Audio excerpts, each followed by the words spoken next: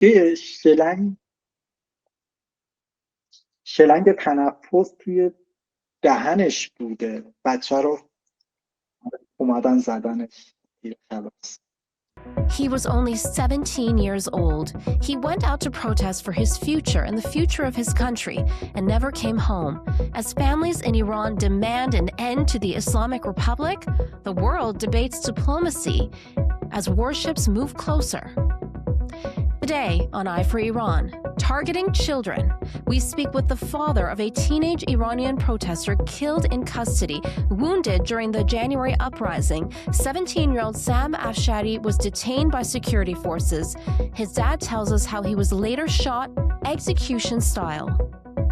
دیده بود نشناخته بود، چون بچه‌ای داره صورتش چیز بود نشناخته بود. دیگه گفته بود تتو داره، یه دونه رو سینه‌اش به زبان لاتین مادر زده.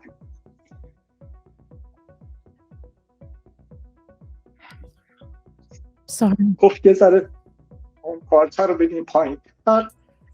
من بچه‌م رو سینه‌اش زده به لاتین مادر.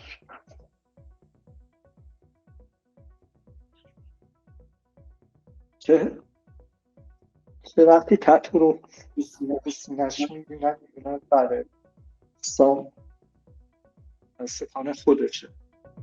Then, the Islamic Republic is set to appear not once but twice before United Nations human rights bodies in Geneva. UN Watch Executive Director Hillel Neuer is calling for a diplomatic walkout. You cannot grant a podium, you cannot grant a false badge of international legitimacy to a regime that just murdered tens of thousands of its people. And is war now imminent, with Iran facing a reported end of February deadline to make major nuclear concessions, escalating threats from Supreme Leader Ali Khamenei, and growing military deployments, including the arrival of the USS Ford carrier strike group? Analysts warn diplomacy may be reaching its final moments. We break it down with national security expert Dr. Casey Babb, Newsweek columnist Peter Roth, and Adel Nazarian from the Gold Institute for International Strategy. Like people who watch this space closely are going, we don't know, we have no idea. So if people who are paying attention to this part of the world really don't know, it's probably safe to say that the regime doesn't know as well, and that's a very good thing. Only President Trump knows, honestly, and that's the way it should be. Yeah. Right? And I would say though that the size of the buildup does not, to me, foreshadow a massive attack, but perhaps a massive retaliation. I'm Negar Moshahedi, and this is Eye for Iran. Parviz, from the bottom of my heart, my deepest condolences to you and your family, and thank you for finding the strength and the courage to speak during such an incredibly painful time. شبکه شما که این ارتباط رو برقرار کردین، من در خدمتتون هستم. Let's begin by talking about your son. Tell us about Sam. سام افشاری تولد 1387 متولد تهران کرج به دنیا آمده بود. 17 سالش بود، دقیقاً دوم دی تولدش بود که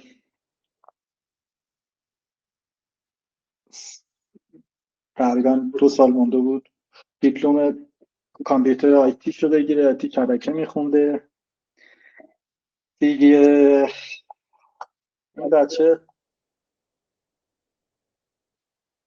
این بچه تو مسابقات شنا رتبه اول رو تو شنا میاره، تو استان کرج یه مدال طلا هم داره. بعد اینکه امسال قرار بود بیاد اینجا کاراشو بکنم بیاد اینجا. سام تک فرزند من بود. زبان انگلیسیش پرفکت بود، عالی، خیلی زبان صحبت میکرد. زبان آلمانیش در حد B1 آلمانی بود. دیگه این پسر عالی بود، از لحاظ اجتماعی برخوردش با دوستاش یا همسایه‌هاش خیلی خوب بود، با خانواده خوب بود،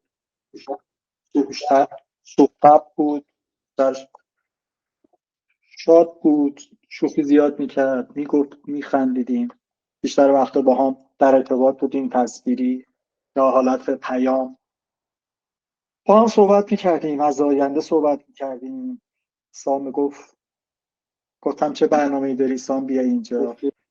گفت که میخوام بیام اونجا درسم رو ادامه بدم، اشتیقین کنم برم دانشگاه، اگه بشه مهندسی کامپیوترم رو بگیرم. دیگه خیلی بچه آرزوها داشت، همینطور من خیلی آرزوها داشتم واسش که بخواد بیاد زندگی خودش و آینده خودش رو رقم بزنه، چون الان شرایط میدونید که شرایط تو ایران خیلی وضعیت خرابه. حالا قبل از این اتفاقا هم مثلا خیلی بحرانی بود از همه لحاظ، از لحاظ این که نمیتونست حرفش رو بزنه دیگه، آزادی بیان نداشت، نه به خاطر فکر کنید به خاطر فقر رفت بیرون، به خاطر حالا خیلی این بچه خیلی از همه لحاظ کامل بود، از لحاظ مالی هم از طرف من ساپورت میشد، هیچ مشکل اقتصادی هم نداشت که بخوایم بگیم خب حالا مشکل اقتصادی داشت رفت بیرون و حالا بله رفت برای عقیده های خودش که اون چیزایی که تو سر داشت رفت، ولی به خاطر حالا مسائل اقتصادی اینجور چیزا نبود، چون از طرف من تامین میشد. بعد اینکه آره دیگه کلا این بچه با هزاران آرزو به خاک سپردیمش. این سرکوبگرای تروریست جمهوری اسلامی به قتل رسوندنش ناجوانمردانه با دست خالی.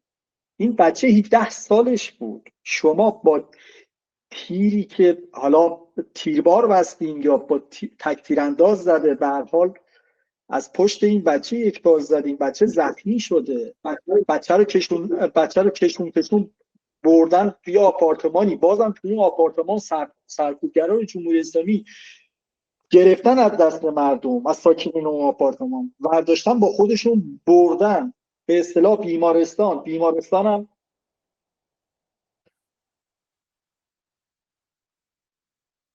بیمارستان هم از پشت سر به این بچه تیر خلاص رو زدن، از تو لپش تیر اومده بود بیرون. نمیدونم باید چی گفت به این جانیا، واقعا این یک نسل کشیه. نمیدونم جامعه جهانی میبینه چرا اقدامی نمیکنه. این برای جامعه جهانی خطرناکن این تروریستای جمهوری اسلامی، نه تنها برای مردم ایران بلکه برای جامعه جهانی خطرناکن.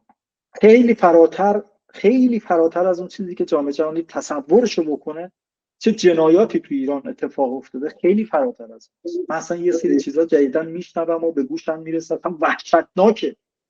یعنی جنایت نمیدونم، یعنی واقعا یه انسان میتونه همچین جنایتی؟ نمیدونم، واقعا خیلی وحشیانه. وقتی شما تیر خلاص رو به اون جوون زدی دیگه، چرا با تبر زدین سرشو؟ وحشیانه، کاملا وحشیانه. و این ظلمشون پایدار نمیمونه، یه جایی باید تموم بشه. حتی من اگر جامعه جهانی کاری نکنه، من حتی اگر خودم بشه تنهایی لباس رزم تنم میکنم میرم مقابلشون وای میستم.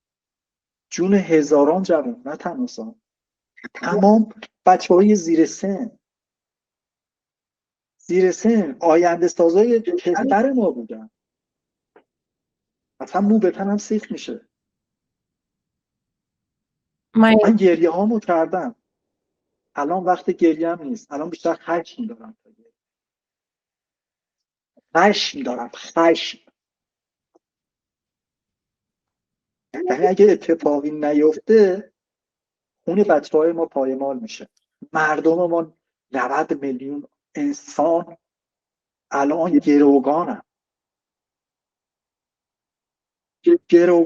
گروگان جمهوری اسلامی، تروریسته.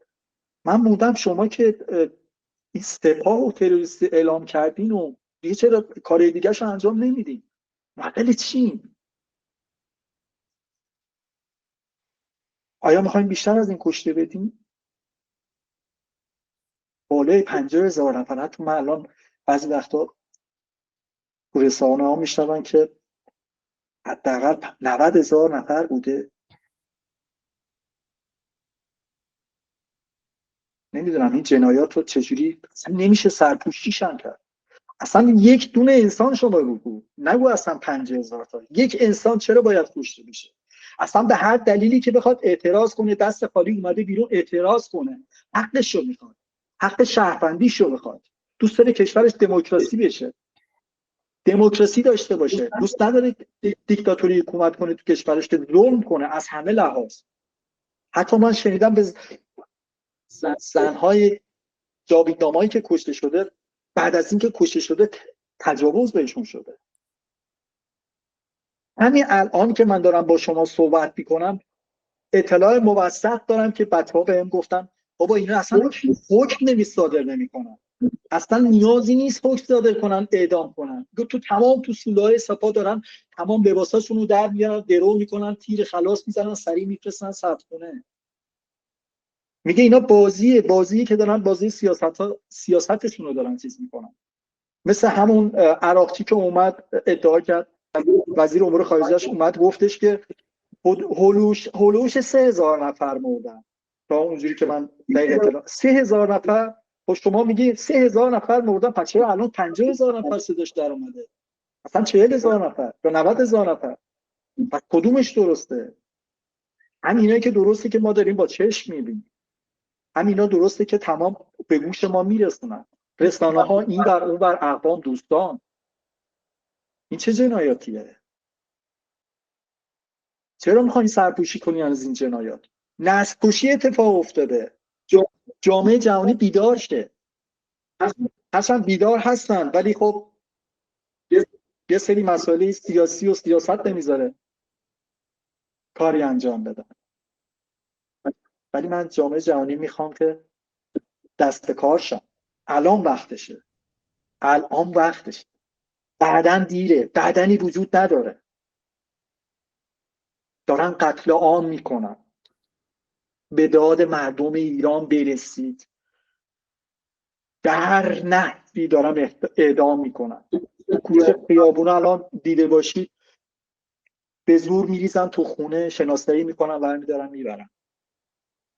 به خانواده هیچ اطلاعی نمیدن. بچه رو سالم میبرن، کشتش رو تحویل خانوادهش میدن. من از جامعه جهانی میخوام کمک کنید به مردم ایران. هر طوری که شده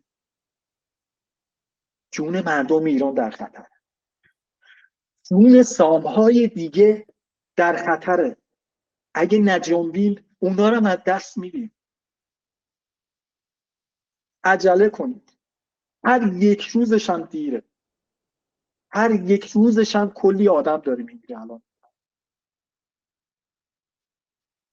من از خانواده‌های جانباخته از این تریبون میگم که محکم باشید، گریه نکنید. الان وقتی الان وقت خشمتون رو نگه.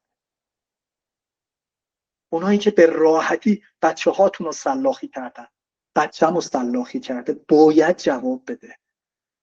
فردایی باید محاکمه بشه. باید راه اینه، باید جمهوری تروریست اسلامی سرنگون بشه. موندنش برای جامعه جهانی خطرناکه. مطمئن باشین اینها که به خود مردمشون رحم نکردن، مطمئن باشین به شما هم رحم نخواهند کرد. این همه وقت کشی میکنن دستیابی پیدا کنن به انرژی هسته‌ای و اتمی و چه میدونم از اینجور چیزا که بخوام کارشون رو تموم کنن. اسلام و شیعه و خداشون این بود، این کارو کردن. جنایت بر علیه بشریت. من فقط میخوام از مردم محکم باشید، محکم و استوار بایستید، کم نیایید. منم پدر جاویدنامم، ولی الان وقت عذابی نیست، الان وقت خشم. باید تمامش کنم. My heart is shattered for you, and the fact that, like you said, the pain is so strong that you've moved beyond tears and anger, and the fact that your son, a teenage boy, was alive.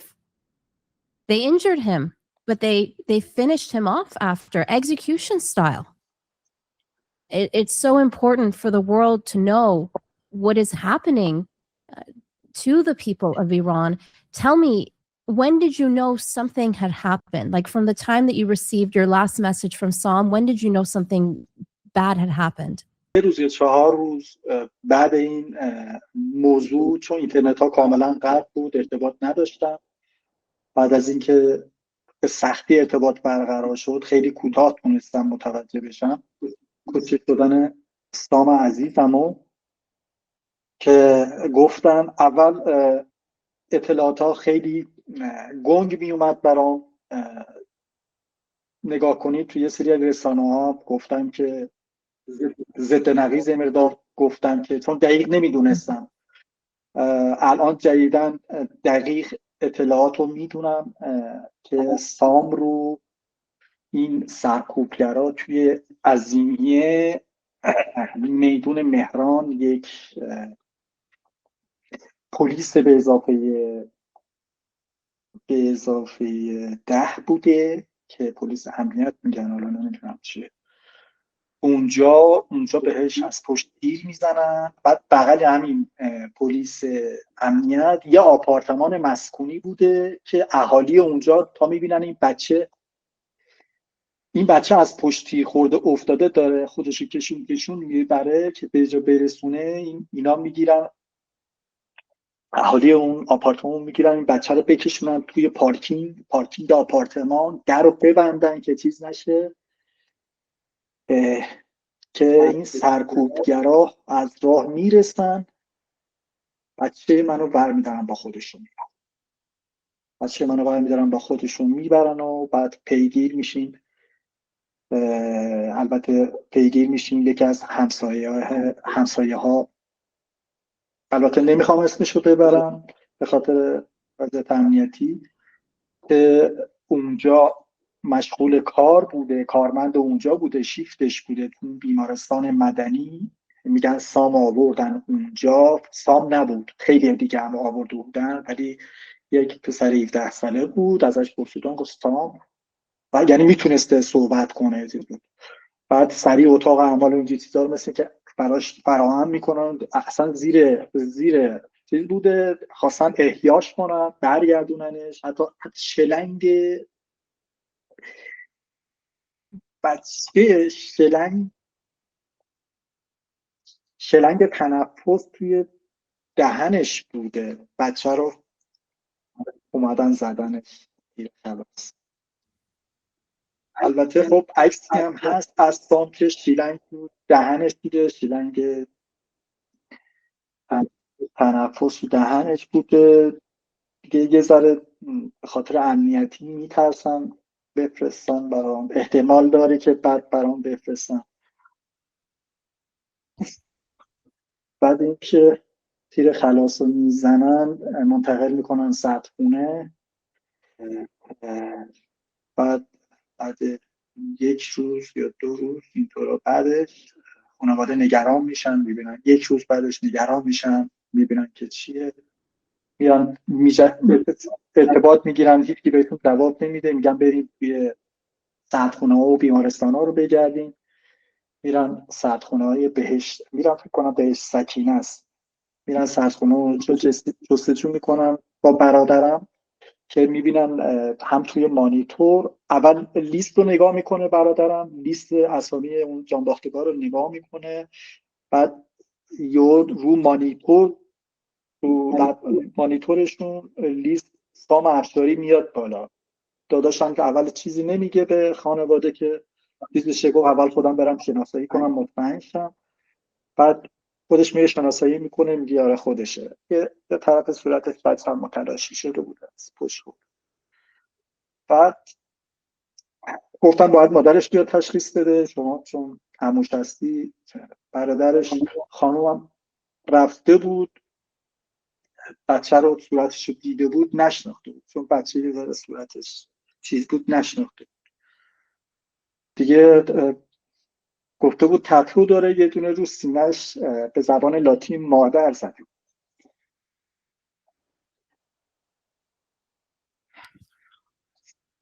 گفت یه ذره اون پارچه رو بگیم پایین.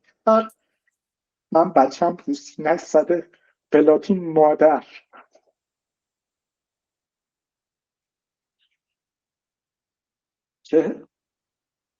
که وقتی تتو رو به سینه‌اش می‌بینن برای سام استفانه خودشه. بعد از این که می‌بینن بعد خیلی تو فشار میذارن، میخوان سامو بدن، خیلی اذیت میکنن. قرار بود بفرستنش سمت اشتهار، یه 2-3 ساعت فاصله است تا خونه. بعد یه جای بر و بیابونی همونجا بی سر و صدا گفتن باید دفنش کنیم، مراسم هیچی نگیم شبانه. بعد خیلی با تلاش این ور اون ور جستجو کردیم یه جا پیدا کنیم نزدیک خونه باشه. با کلی مبلغ تیر رو که دادیم بهشونو. بعد اینکه تونستیم به هر حال یه جا براش پیدا کنیم پیش یه جاویدنام دیگه، طبقه پایینیش مزارش، طبقه پایینیش که جاویدنام دیگه است، آقای جاویدنام امیر بیاتی، طبقه بالاش سام افشاری پسر من. انقدر مزارها جوونای ما پرپر شدن، داداشم میگفت اصلا جا نیست، انقدر هست آدم کجا باید جا بدیم. گفت وحشتناک یه کانتینر رو هم دیگه توی سردخونه آدم بود دراز کشیده، بوی خون. میگفت من تا داداش بوی خون رو تا حالا اینقدر از نزدیک حس نکرده بودم. گفت بوی خون بالای 800 نفر 1000 نفر فقط توی سالن و یه چیزی. حالا جدا از اون کانتینرهای کامینای کانتینردار جلوی سردخونه صف وایساده بودن چقدر تا خالی کنن. سام عزیزم رو توی کرج مزار کلاک بالا به خاک سپردیمشون. حالا اگه دوستان بازم میخوان برن اونجا به یاد جاویدنام، کرج کلاک بالا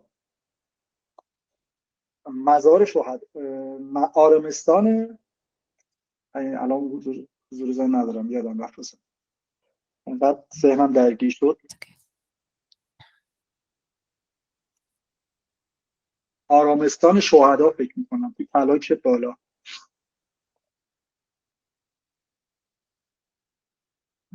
وحشیانه است. نمیتونم این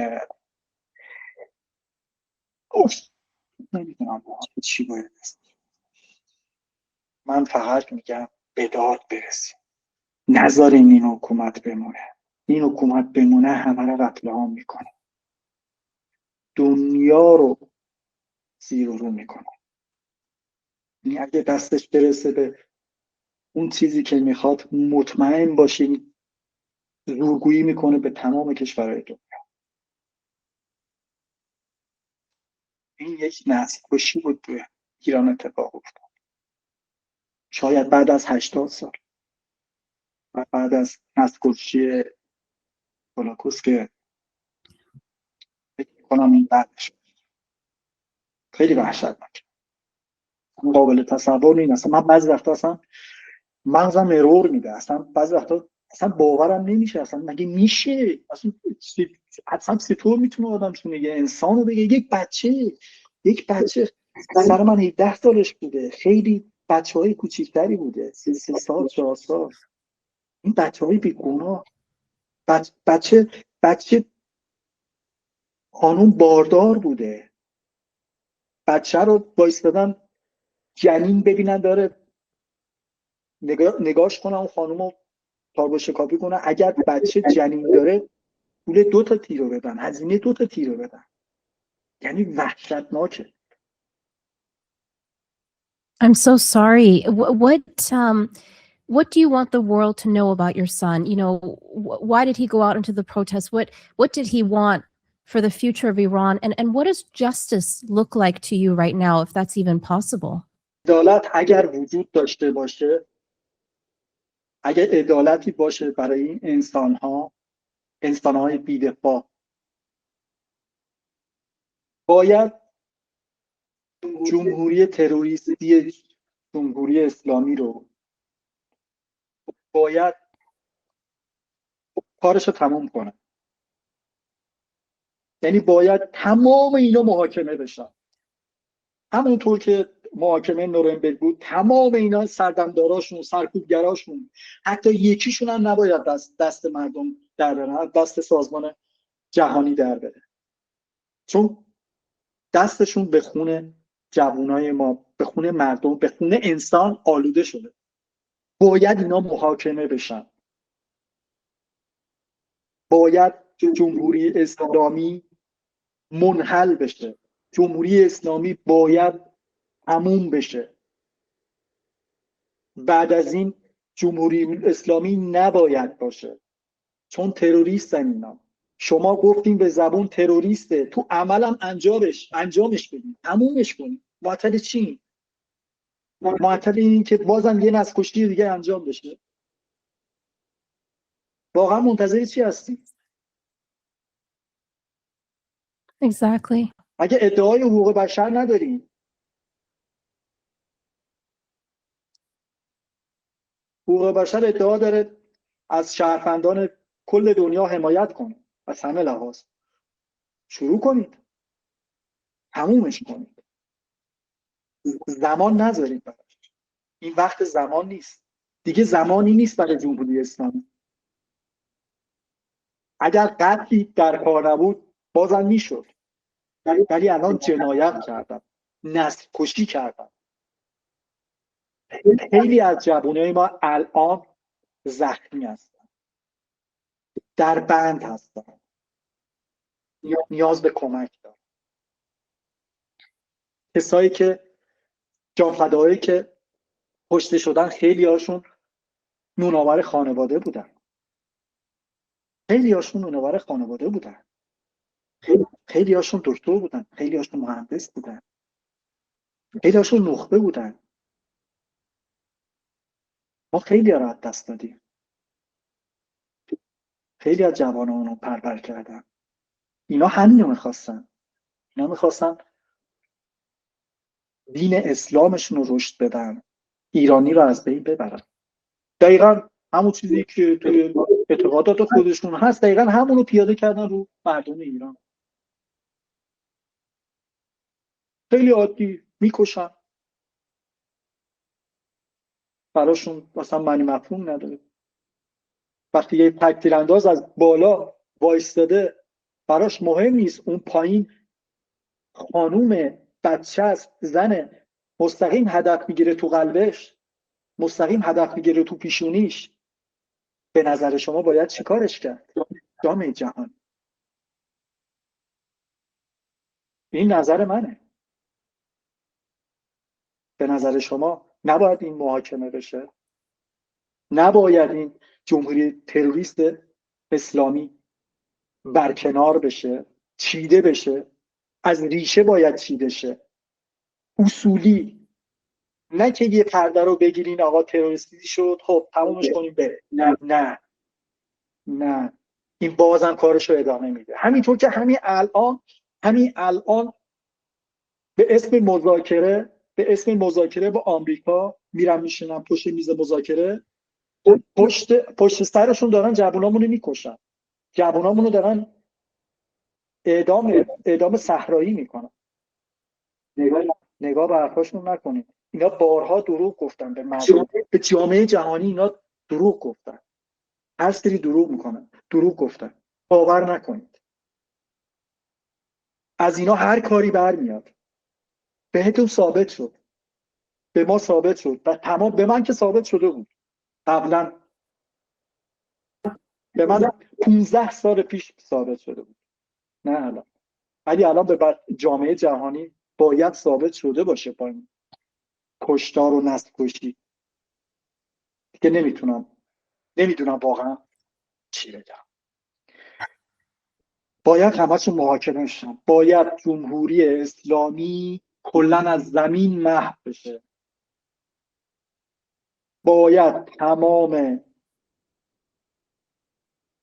سردمداراشون، اونایی که دستور دادن، مخصوصا علی خامنه‌ای که همشون با دستور علی خامنه‌ای، سپاه که علی خامنه‌ای به سپاه دستور میده، زنجیرها، سپاه هم به رسته های پایینشون به سرکوبگران که خیلی بیرحمانه میکشن برای بقاشون. بقا به چه قیمتی؟ به جون قیمت یه انسان حتی جانباخته‌هایی که میکشتن لوازم قیمتیشون از جمله گوشتیاشون، طلای گردنشون، خانوم‌ها یا آقایون که داشتن انگشتر، ساعت، چیزای قیمتیشون رو به غنیمت برمی‌داشتن. یه خانوم‌هایی که عزیزایی که گرفتن این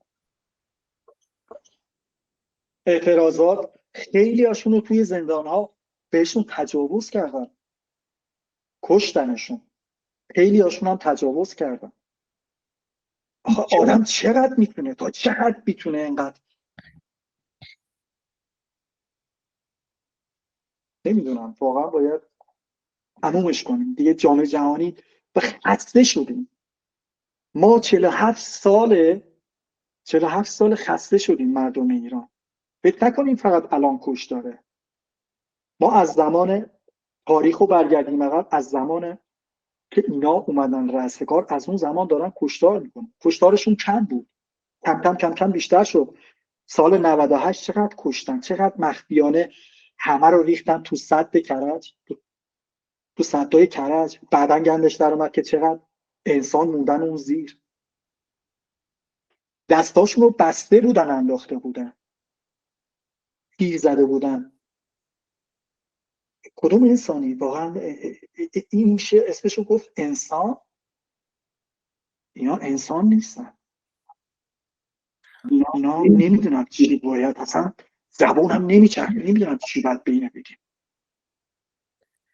اینا کشتار زیاد کردن، ولی آخرین کشتارشون، امیدوارم که آخرین کشتارشون باشه.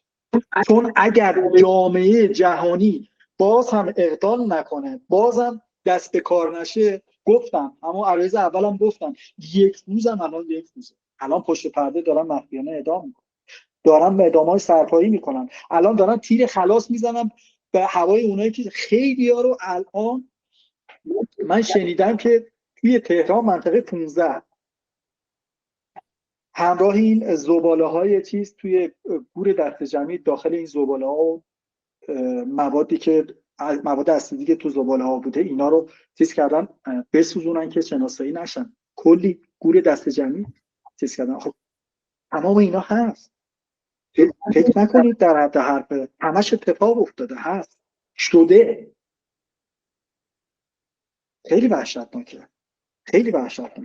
میگم هر لحظه خبرهای وحشتناکی میرسه دیگه. چجوری دیگه یک بچه، یک دختر رو فیلمشو نشون دادن، دختره رو انداخت زمین با کلی که زد به سر، در آخر نگاه کنید تبر بود، نمیدونم چی بود از اون چاقوی همه چی از اونا بود، قابون رو سرش، بچه چه گناهی داشت، طلب شد، جاویدنام شد. I'm so sorry, Parviz John, and thank you for your strength and for your courage. As a journalist and also on behalf of my network, we will continue to be the voice for the people of Iran. We will continue to fight for the people of Iran and to be there for you 100% of the way. I thank you from the bottom of my heart. بله ممنونم. فقط این که بگم سام و جاویدنامه‌های دیگه رفتن برای خواسته هاشون، رفتن برای یه ایران آزاد، رفتن برای دموکراسی با دست خالی، رفتن برای اعتراض با دست خالی، ولی با تیری که خورد پشت سرش، با تیری که خورد پشت کمرش تحویل خانواده دادن. فقط میگم جامعه جهانی دست به کار شید. نسل‌کشی اتفاق افتاده، این باید یه جا تموم شه. ممنون. Just weeks after the deadliest crackdown in Iran's history, the Islamic Republic is being given not one, but two prominent platforms at United Nations human rights bodies in Geneva. Joining us now is Hillel Neuer, the executive director of UN Watch. Hillel, thank you so much for being here. Thank you for having me. So, basic question, what is going on in the UN? Do they not watch the news? Do they not know what happened? Or is this a case of protocol prevailing above human rights? The UN knows exactly what's going on, and unfortunately, the UN is a political body. It's a very cynical body, and many of the member states are not interested in promoting human rights. You know, some of the world's worst dictators are sitting around the table, certainly at regular UN bodies, but even at the Human Rights Council, you have Qatar, you have China, Cuba, Iraq, Egypt, Vietnam. These are not countries that care about human rights. These are countries that cover up human rights. And sadly, they don't see a problem in electing Iran vice chair to multiple UN committees, putting Iranian regime officials on the Human Rights Council's expert body, inviting the deputy foreign minister to address the opening plenary of the Human Rights Council next week. They don't see a problem with that. Well, and thank you for the advocacy that you do to address those major issues. Who exactly is scheduled to speak? Well, I can't pronounce his name very well, but it's something like Karim Garibabdi. That's correct, actually. Pretty yeah, good. Yeah. And he's the deputy foreign minister of Iran. He's a longtime regime official who's responsible for, helping to kill tens of thousands of people and to be an apologist on the world scene for their crimes. He's involved in the nuclear program and negotiations connected to hiding the illegal nuclear program. So he's someone who has blood on his hands and should not be addressing a UN body, and certainly not a UN human rights body. Some people think apologists for this sort of thing say, well, the UN, it's neutral, it's universal, and everyone gets a chance. Guess what? The UN was founded in 1945 as the anti-Hitler alliance. It was those who won the victory over Adolf Hitler. They were not neutral. They took a stand. They stood up for human rights, freedoms, security, international security, peace, rule of law. These are the values of the UN Charter, the Universal Declaration of Human Rights. The UN either stands for something or it doesn't. And when they claim to meet for the Human Rights Council, they claim to be a body that actually has values. And if you stand for them, you cannot grant a podium. You cannot grant a false badge of international legitimacy to a regime that just murdered tens of thousands of its people. And here in Geneva, we just hosted victims. One woman has a bullet in her arm. Another woman, her eye was blinded by the gunshots of the regime.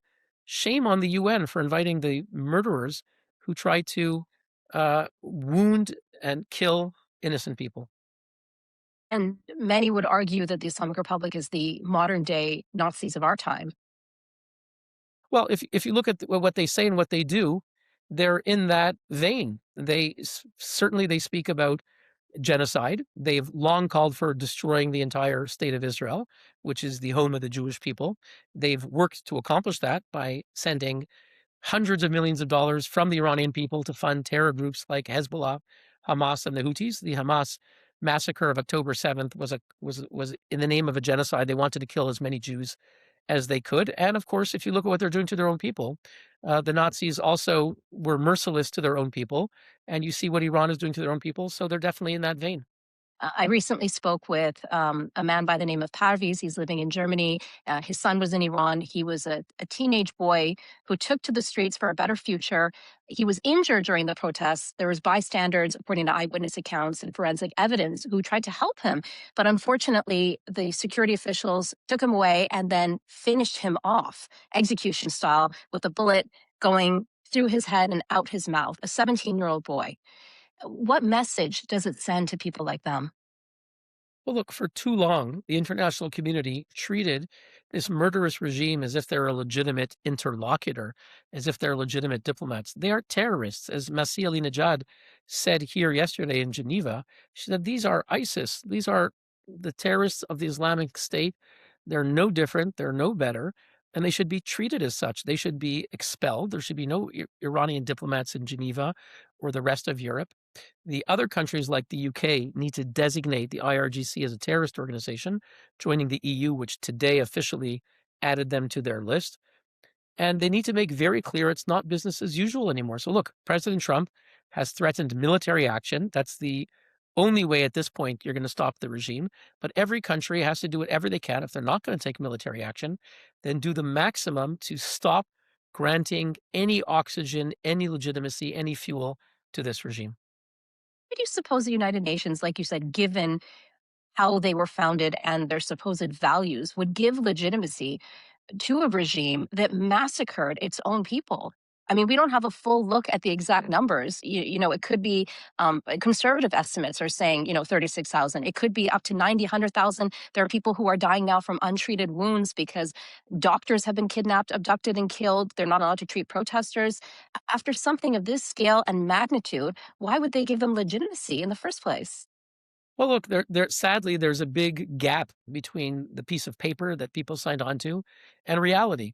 And the pieces of paper are significant. The United Nations Charter, Universal Declaration of Human Rights from 1948, speaks about the right to life, speaks about freedom of religion, freedom of assembly, freedom of speech, all of which are being trampled. People are being murdered for exercising their freedom of speech. So you cannot get a worse violation than what the Islamic regime is doing today.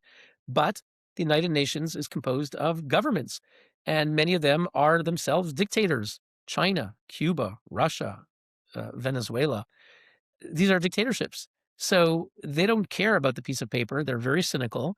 And sadly, many of them have achieved seats on the UN Human Rights Council. So it's on paper is one thing. In reality is very cynical, political situation. And the minimum is our democracies need to call it out.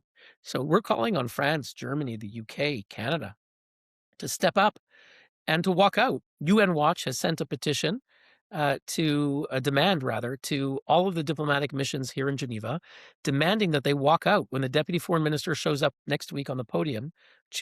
Now it's scheduled for Monday, February 23rd. All democracies need to do the moral thing, stand up, walk out.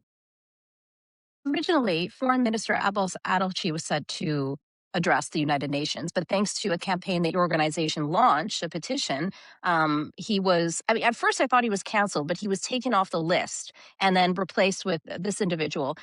So what happened? We don't know. We only know the facts. The facts are one day he was on the list, the other day his name was removed from the list. And eventually the deputy foreign minister's name appeared. And we can't tell you what's going on behind the scenes, but normally every country has the right to send an official. We know that the foreign minister changed his name was removed after our campaign. We cannot claim that it was because of it. But the reality is that the deputy foreign minister has been added. And we don't know what happened behind the scenes. The United Nations is not going to give that information. In terms of the walkout, do you have an idea of what could happen that day? Well, we know what we're calling for, and it's based on precedent. We're not asking the Europeans to do something that's never happened before. When Mahmoud Ahmadinejad appeared here in Geneva at the so-called Durban Review Conference in April 2009, and he began to speak and spew Holocaust denial, numerous EU countries and other Western countries stood up and walked out. Number one. Precedent number two, March 2022, here in Geneva, United Nations Human Rights Council, the Russian Foreign Minister, Sergei Lavrov, just a month after their invasion of Ukraine, he began to speak, and many dozens of Western diplomats stood up and walked out. They refused to legitimize a regime that had just invaded Ukraine. Okay, very good. You have a precedent. How can the same diplomats not do the same remedy when a mass murderer who's just massacred tens of thousands of people, at least, just a month ago, how can you legitimize this regime? So based on precedent, that's in our demand letter, we're calling on all EU, all Western countries, all democracies, walk out. When it comes to the United Nations, how long did it take for them to condemn the killings? Because to my knowledge, I believe it took at least 2 weeks for the Secretary General to make some sort of statement. Look, it took a long time, all right? And there's many UN bodies. So I'll just mention one in Geneva, the UN Human Rights Council. They did not meet or say anything for over 3 weeks. I don't know if it was well over 3 weeks before they had a meeting and they adopted a resolution, which was fine, but it was very weak. It was basically copy paste for what they had adopted in November 2022, which didn't achieve very much at all. So they weren't looking to figure out what went wrong last time they adopted a resolution and to make it stronger. So I would say it's pretty weak from the Human Rights Council. Secretary General was, in my opinion, absent. I don't have the dates in front of me when he spoke out, but it took a long time till he spoke out. He did not appear in person. He did not appear at the Security Council. I've not seen any video of him speaking out. It's a statement or two that he issued, again, relatively weak. And you go across the board, and there's a UN Special Rapporteur on Iran. Her name is Mai Sato. She could have been a lot stronger. The past several days, she wasn't tweeting anything about Iran. She is tweeting stuff to defend one of Iranian regime's allies, Francesca Albanese, who's a pro-Hamas rapporteur, has appeared on Iranian regime state TV dozens and dozens of times. So she's an Iranian regime, ally at the minimum. And the UN Special Rapporteur in Iran is like defending her instead of tweeting about people being killed in Iran. So there's a priorities problem. And, we speak about the UN, but it's a broader culture. There's groups that are adjacent to the UN, like Amnesty International. Took them a very long time to speak out. Finally, they did, but it's not their priority. And I think there's a major problem here. It's politics, it's worldview. People are afraid of criticizing an Islamic regime that might be called Islamophobia by some of the ridiculous political correctness that exists, I would say, infects the Western. Even though they're killing Muslims. Exactly. It's absurd. It's absurd. But for the Western mind, that's considered not polite, and they're not actually about helping people. Thank you. You make the point. Tens of thousands of Muslims were being killed, but in the Western political culture that exists, it's considered taboo. And so to virtue signal, to show that you're using the right coded words and you're in the company of the good, you don't necessarily do what helps people. It's the same like the Palestinians. When the UN passes resolutions for the Palestinians, they're actually for Hamas, not helping a single Palestinian. So too often what happens in the name of human rights and the name of humanity is actually inspired by an agenda that's more self-serving for own political interests. And on Iran, it's shameful, but UN, but also UN adjacent groups, relatively silent, took a long time to speak out. When they do speak out, still not their priority. And there's no rational explanation for it. Yeah, I'm glad you brought out that X post by Mai Sato. I was quite shocked because it was very strong, and I thought to myself, well, I don't remember seeing this level of condemnation when it came to a massacre of tens of thousands of people inside Iran, given that that's her role and her responsibility as well. Absolutely. It's also not her issue. She's a special rapporteur in Iran. There's only one special rapporteur in Iran, only one. Almost none of the others are speaking about Iran. They could. There's a special rapporteur on freedom of religion, freedom of speech. They could speak about Iran every day if they wanted to. For the most part, they're not. The first joint statement on Iran had 5 out of 81. Only 5 co-signed the statement. So this woman, Mai Sato, she's the expert on Iran. speak about Iran. Instead, she's defending a rapporteur who got criticized by the foreign minister of France, in my opinion, rightfully, even if you don't think it's right. It's not her job to speak about that. Meanwhile, she's the only UN expert on Iran. Why didn't she condemn when Iran was elected vice chair of the UN Commission on Social Development? She's a UN person. Why didn't she condemn that absurdity? When yesterday, the Islamic regime was elected vice chair again of the UN Committee on the UN Charter and its values of international law and peace.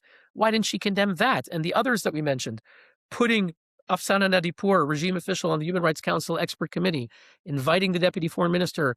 She should be condemning these things that are squarely in her jurisdiction and mandate as the UN point person on Iran. Instead, she's defending a radical pro-Hamas, pro-regime figure who should be expelled from the UN and who has American sanctions against her. So something's messed up with her priorities. And she, as you said, she recently appeared on Press TV as well. Numerous times. I mean, who did? Francesca. Francesca Albanese has numerous times, dozens of times, appeared on Press TV, often in exclusives. And, the Islamic regime is the first one to defend her from any criticisms. And you read the tweet by this UN rapporteur, and you can't tell the difference between the UN rapporteur's tweet and the statements made by the Islamic regime. That's a problem. And so that's why, a lot of people in the Iranian diaspora and outside of the diaspora and inside Iran are calling the UN a joke. What is your response to that? Well, sadly, for the most part, that is a fact. There are a few who are doing a little bit, but it's really the exception. And the UN is betraying the people of Iran. And our democracies need to call that out and need to put pressure on the UN to change. The UN is an influential body. It's not the main one making decisions, as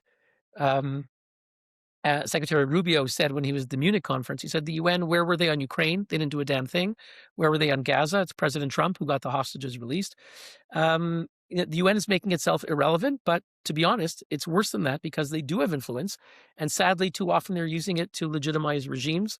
It's not what the UN was founded to be. We call on them to return to their founding principles. What can be done now? Well, at the end of the day, democracies are the only ones that are subject to any form of persuasion. So we call on all our governments in Europe, in Canada, in North America, in Australia. They need to use whatever levers they have to put pressure on a murderous regime to stop the killings, whether it's designating IRGC, expelling diplomats, pushing for action at the UN. Every lever has got to be deployed if we're going to save people whose lives are at threat. Is there anything else you'd like to add that we haven't touched on? I think that's sufficient. Thank you so much, Hillel, for joining us today on Eye for Iran. Thank you for having me. Dr. Casey Babb, Peter Ruff, and Adel Nazarian, thank you all so much for joining us. Before we get into strategy and military calculations, I want to bring viewers back to something we just heard. In my first segment, I spoke with Parviz Afshari, a father whose 17-year-old boy, Sam, went out to protest. He just wanted a better future for Iran.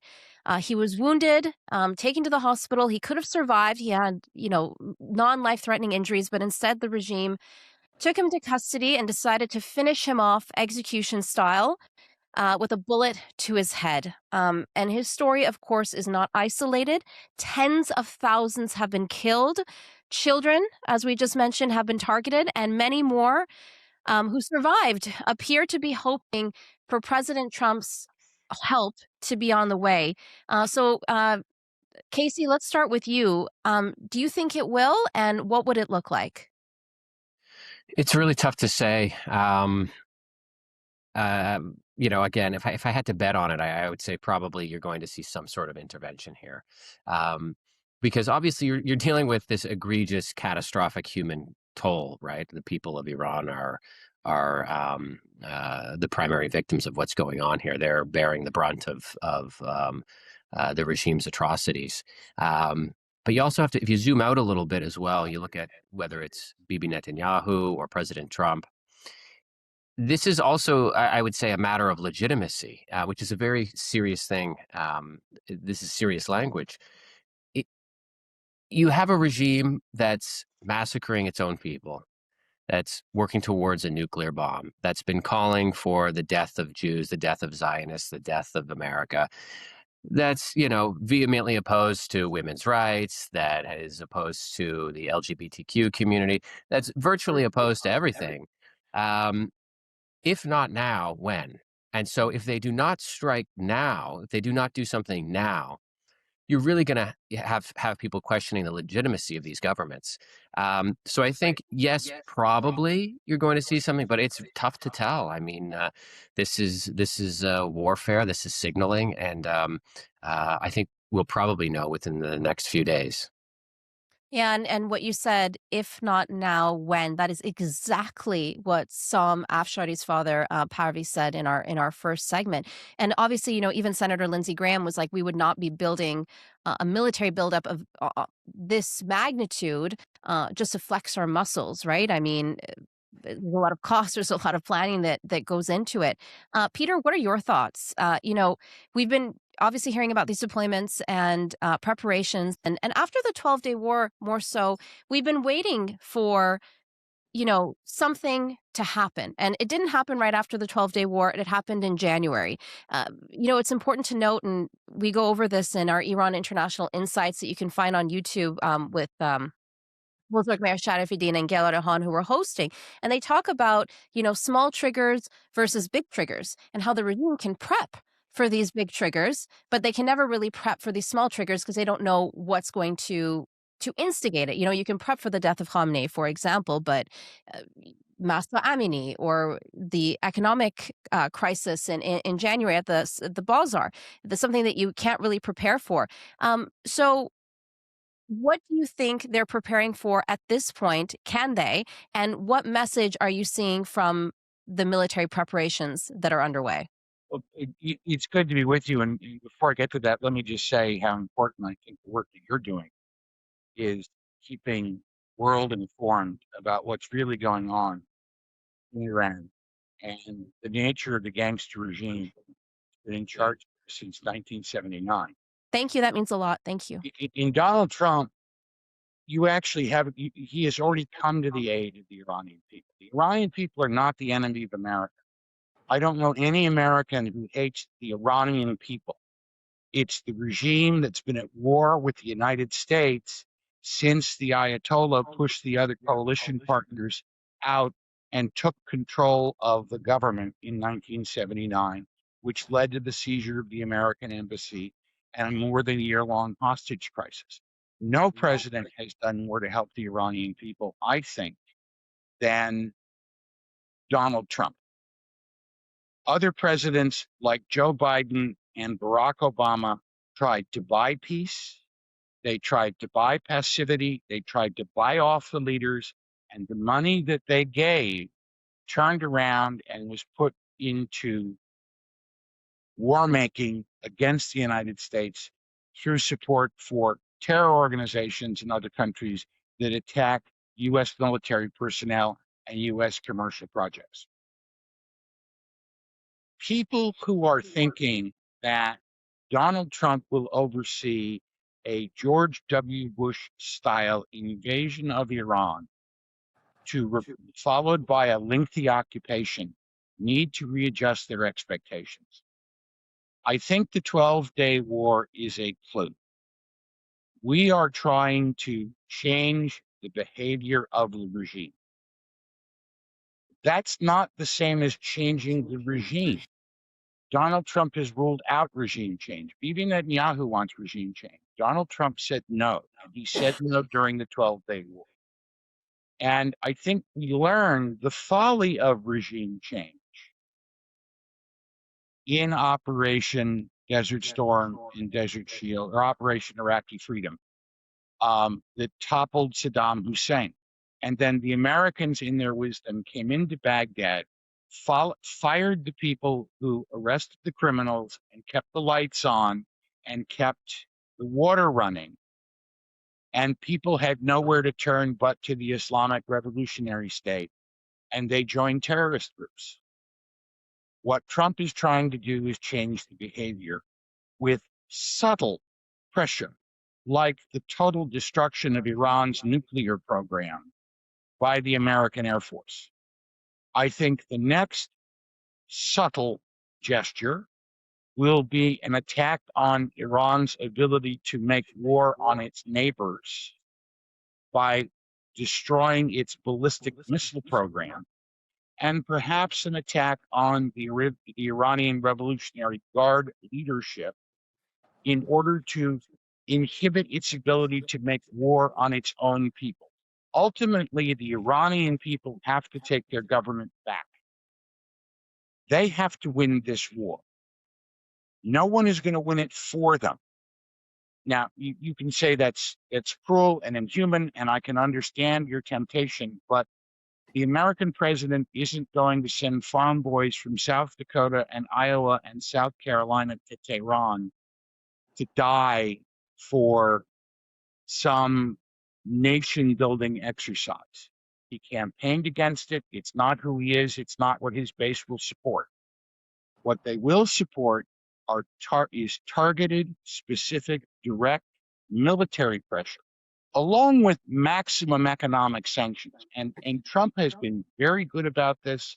And the European leaders, who were all blowhards about what was going on in Gaza, continue to trade with Iran, continue to buy oil from Iran, continue to engage with Iran. Don't take their terrorism, their domestic or their global terrorism, seriously. But Trump has pushed Iran to the wall economically.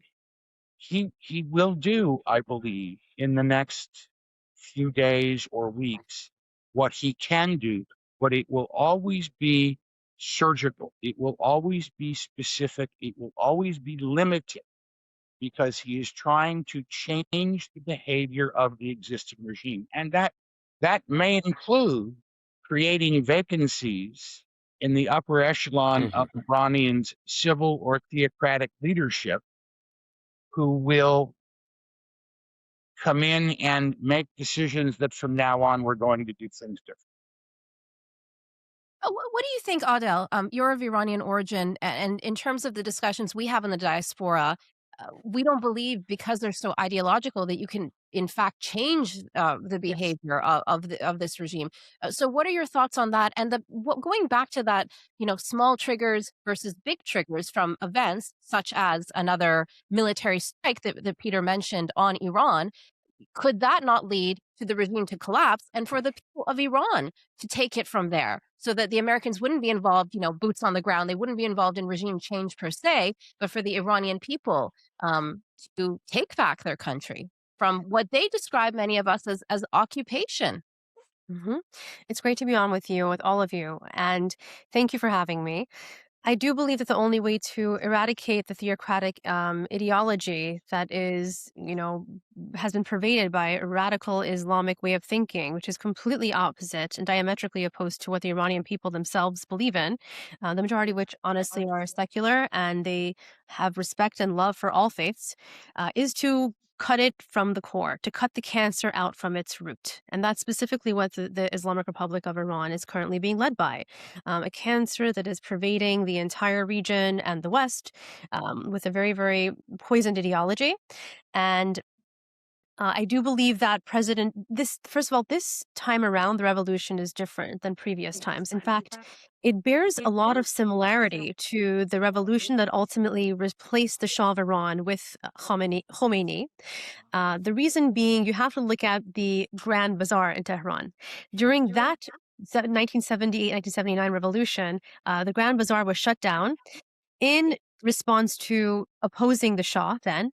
And this time, December 28, 2025, it was shut down in opposition to the current Islamic Republic's leadership, the theocratic part of it. And this is the economic lifeblood of the regime. You cut off the economic powerhouse, then you're sending a message. Once the economy falls, everything else will follow. The power structure will follow.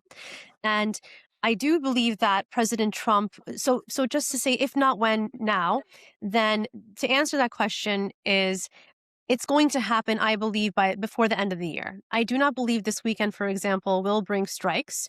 I think President Trump was very wise in announcing that he would be striking. I think it was 2 or 3 weeks ago. What he did then was to pull back to observe, and he was able to identify where the assets are moving, where the billions of dollars are being laundered to, where the individuals who are either part of the regime operating along with them, where they were relocating to, what the movements were, and he caught them off guard. So what this does now is give him better understanding as to who the targets are, where they are, and where they're going. What I can say is I know he's very interested in, and he will have a successful nuclear deal negotiated with Iran. Whether that remains to be seen, if it's with the current regime or with a new form of leadership, that remains to be seen. I happen to think, and I say this and I'll say it again, he can have it all.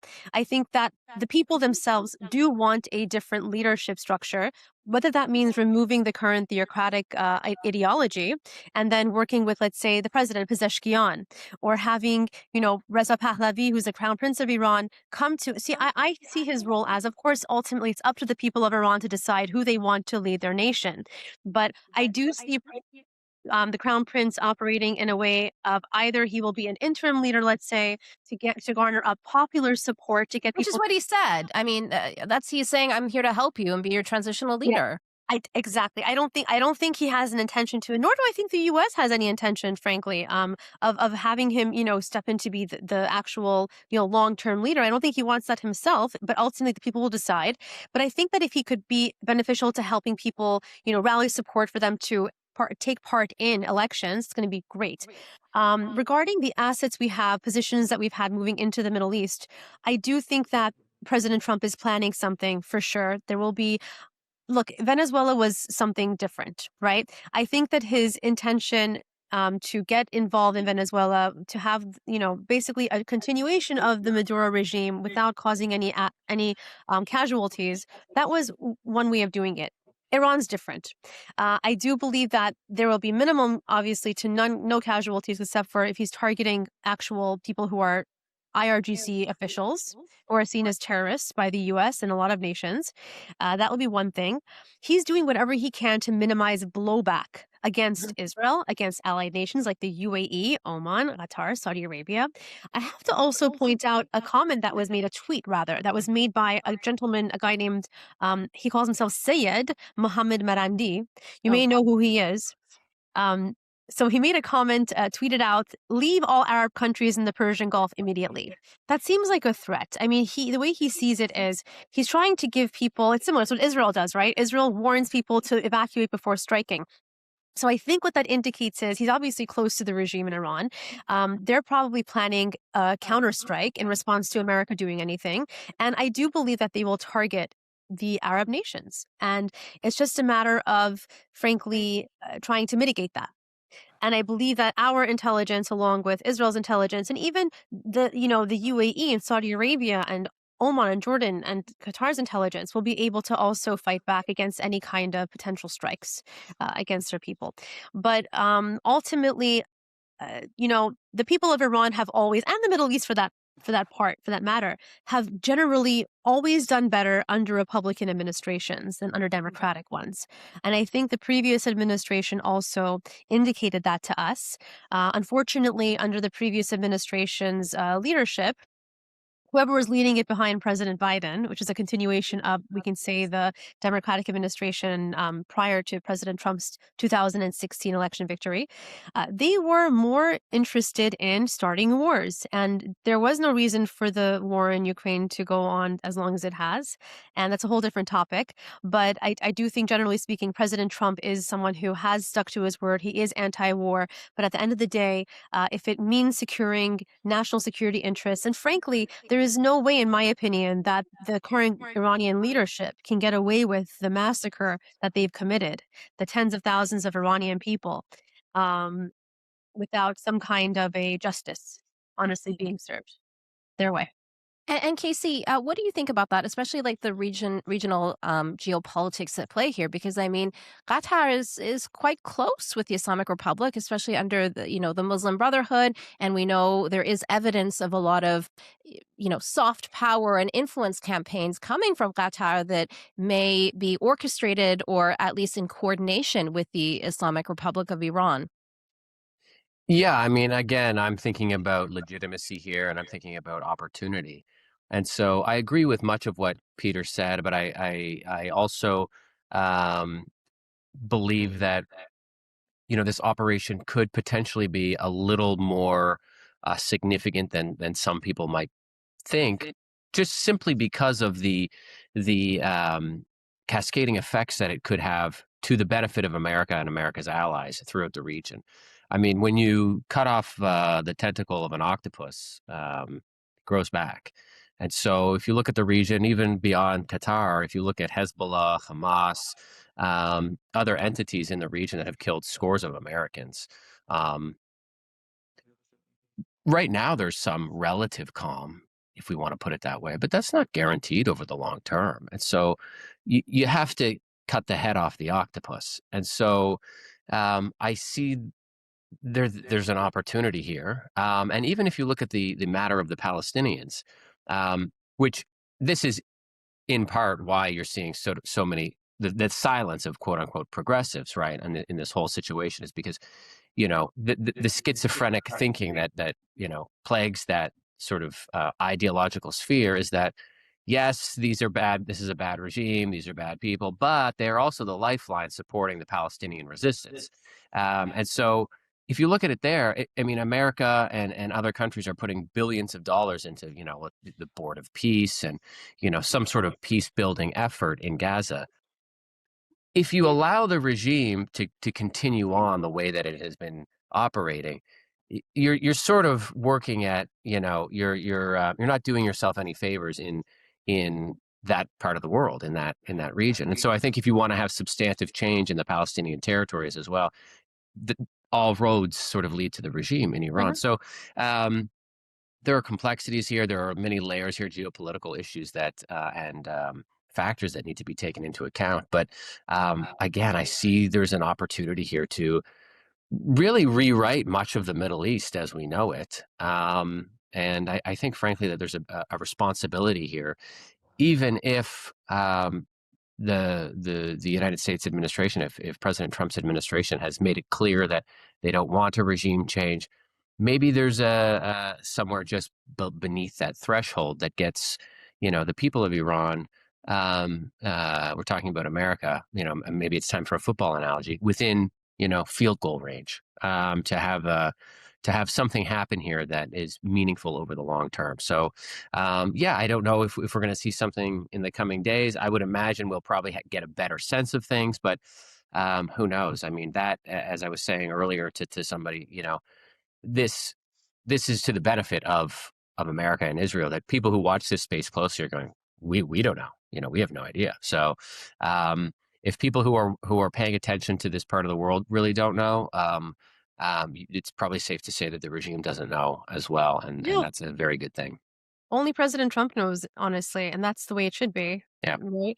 And I would say though that the size of the buildup does not, to me, foreshadow a massive attack, but perhaps a massive retaliation. If I'm correct, and others are correct, that the ballistic missiles, for example, are going to be a target of what happens next. We know that Iran uses its ballistic missiles for revenge after its attack. It attacks Israel, it attacks U.S. military installations. And so to have the major air presence that we'll have off the Lincoln and the Ford will allow us to attack those sites while they're in operation. We'll know where they are because we'll be able to see them being used, and we can destroy them. The objective here is to reduce Iran's capacity to make war on its neighbors and on itself. The reason we have made the progress we have made in Gaza is because we destroyed the Iranian nuclear program. The Arab states are not stupid. They understand that Iran threatens them as well. They may not want to give voice to that, but they understand it. And they understand that Donald Trump is putting that tiger back in the cage. And so it is safe to ally themselves, which is why the Egyptians, the Turks, and the Qataris stood up and signed the peace plan that Trump proposed, why they are working to bring about peace in Gaza, why the Abraham Accords are extending, why we are seeing progress, because people are no longer worried about the radicalism coming out of Iran, or at least not as worried as they were. They see that there is a brighter, better future for the Iranian people and for the people of the region based on peace, coexistence, and leading to prosperity, which is what everybody wants and what the Creator offers to everyone. I would, if you don't mind, just want to add one other thought as well. And again, I agree with virtually everything that Peter said, but leaders and their leaders and decision making and perceptions change over time, and I have no doubt that there are people sitting down with the president and people close to him in his inner circle and saying, they've killed X amount of people in the last 24 hours. Not just that, they're probably weaving in personal stories. There are probably personal stories that are reaching the president. And this changes people. And I wouldn't be surprised if the carnage that the Iranian people have had to endure the last number of weeks is changing, if it is not changing the calculus and maybe the risk tolerance of the president and those around him. I mean, he's here, say what you will about the president. You show him some of the images that average people have seen on social media, and that's going to change somebody. And I think we just need to keep that in mind as well. We could potentially be surprised with whatever happens. Some people might go, oh, wow, this is a little larger than we anticipated. And it could be because of what we're seeing, just the human toll in Iran. So, if I may add to that, that's why I do believe that President Trump, look, whether he does what he needs to do, that is the diplomatic and let's say, the duty, right, of America to preserve human rights and uphold them.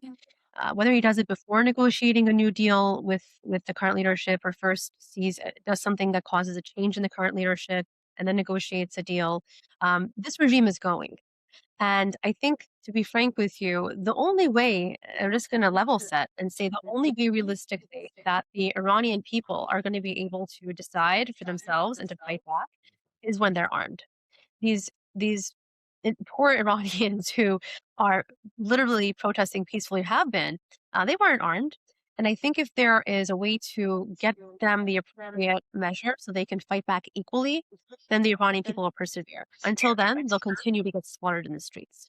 And they'll continue, as Nagar mentioned to us earlier, in stories that I've heard personally as well, to get executed even in hospitals when they're treating their injuries.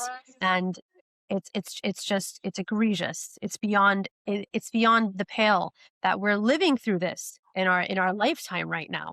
It's a pogrom basically. So that's why I think I'm pretty confident that this regime is going to go before the end of the year.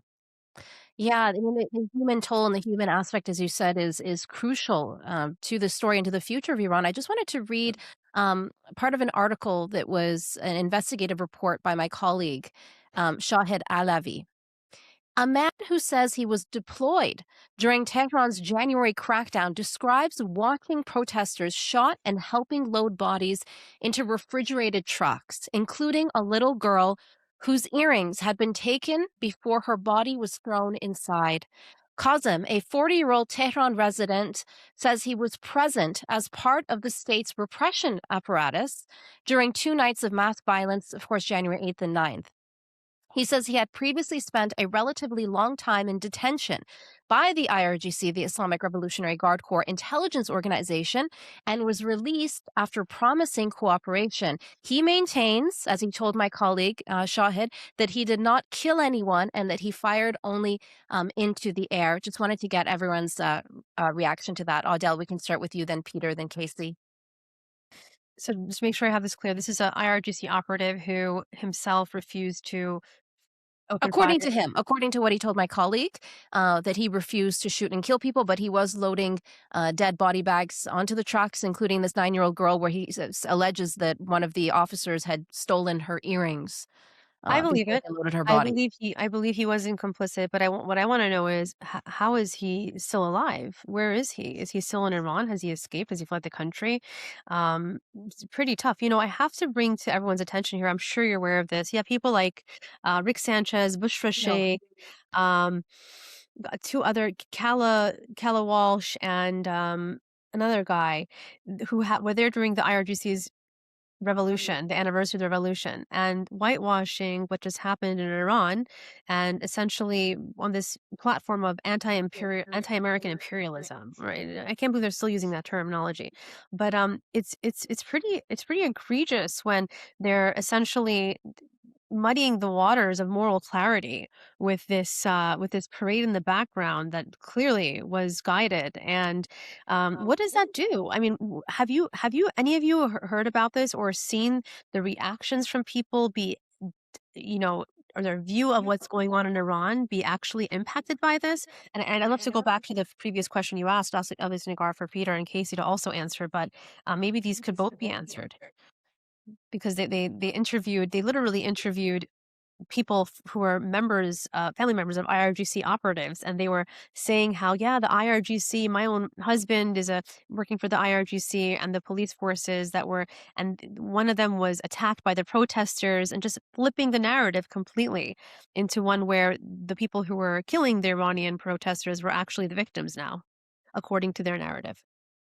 Well, my colleagues in the U.S. press are largely cheerleaders now. Objectivity has gone out of reporting. I write opinion pieces, so I don't have to pretend to be objective.